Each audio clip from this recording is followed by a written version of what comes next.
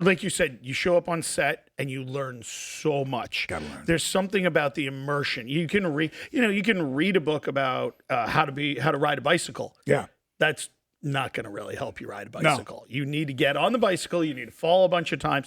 And I think that goes back to what you were just saying about the agent.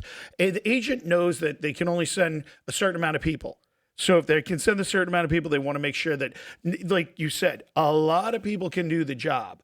But what sets you aside, right. your personality, right. who you are, because that's this industry, as we were saying, is whether it's an influencer, now content creator, everybody kind of uses those terms interchangeably, but I think really content creator is I wouldn't say social media. It's blurring so much, which is good. But the reason I go back to that is when you have when everybody's got a pulpit now, as opposed to back in the day, there was kind of for good and bad, a walled garden, if you will.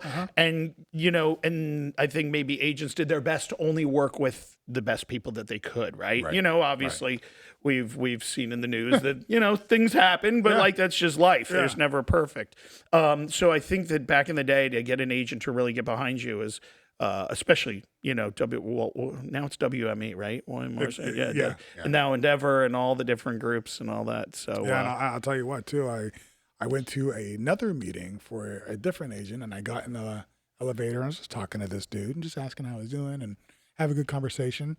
And we got up to the top of the elevator, stopped, and he's like, "So where are you headed?" And I said, "I'm going to go meet an agent." I told him the agent I was meeting. He's like, "Oh, that's me. We've had an interview this whole elevator ride, and I like you. So come on in." And again, I was like, "Man, you never know who you're talking to." Oh my, 100%, 100%. And how you treat people matters.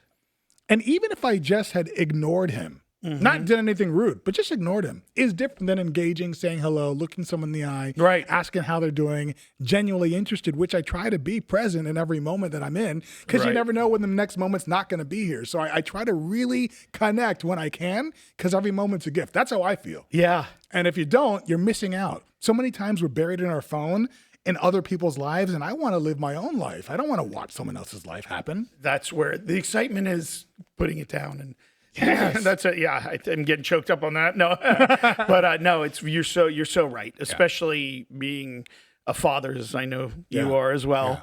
You start taking a moment and going, okay, when I grew up versus what this is now with the social media, it's a double-edged sword, just like everything. And I know, there's a big sigh. I get it. I have a family group text. I sent them a message this morning, and I said, here's what I want us to try. I said, just today, I want us to put the phone down as often as we can. Love on each other as much as we can. Be kind to each other as hard as we can, because what we have in our family is different. And people may look at us and be like, why are they always laughing? Why are they so happy? But part of it is us being connected, and part of that connection is not being buried in our phone. So let's try for the next 30 days to put our screen down and do something productive instead. Whether it's talking to one another, whether it's creating something, whether it's shooting something, or filming something. But I feel like that is a big part of what I'm trying to do with my family, because everybody is buried in the phone. And I see people losing the art of connection. It's it's funny you bring this up. I wasn't prepared for this. However, for the past little bit of time, I'm working on a project myself, and I've been researching young teen, late teen, and romance and Japanese culture, American this, and I'm seeing this incredible. If you start watching it, there's a lot of this loneliness trend going on in the young people. And what's crazy about it is they're starting to link a lot of this to being, like you said, there's no communication. They're stuck here. They're thinking. And I remember it was before our time, and you like how I made us similar ages? You like how I did that? But before my time, cigarettes were not bad for you. Right? Oh, yeah. That propaganda. Well, the propaganda now is like, the cell phone. We still don't know. It took how many years to prove and all this. So that these devices, yes, they're very good on many different ways, but they're without hand guide rails, without speed limits, without all this stuff. And it's really, I think, affecting so many things in society right now that I commend you for that, because I think that's one of the biggest problems. I myself, actually kind of lived through it a little bit with about a year ago, a little over. I had my Instagram, and I got it back like 10 years ago, back when Instagram just like it started. I'm like, oh, let me just put some stuff. I had like a bunch of followers, not a lot, thousands of followers, and then I was doing something, and it got like it hacked. I got blocked, and I was like, oh, let me set up. And then a few months later, after fighting, I just kind of was like, I gave up, and I can tell you, it has been incredible how a year later, people ask for my Instagram, I'm like, hey, here you go. But I'm like, wow, I didn't realize how much time you spend. Yes. And this is me. Yes. And I'm thinking to myself, my God, anyhow, yes. So that's a conversation. So I want to hear about, I'm going to be calling you in 30 days, being like, how'd it go? Yeah. Because, yeah. a lot of the tech guys back in the day, or still today, say they won't let their kids on social media. They won't let them have phones. My kids don't have social media. There you go. So And now they're like, I don't need it anymore. I'm like, yes, I won. Right. For now. Yeah. No, because life happens outside. Yeah. We see that. It's just kind of like, it's a healthy thing. My kids actually just got back from LA, and they actually went to Yosemite and saw the beauty. I was watching the pictures, and then I'm like, okay, this is great. Like you're using your phone to take pictures. Yes, and you're living. experiencing You're life. experiencing life and that's what I think this is as a creator. It's a journey. It's not.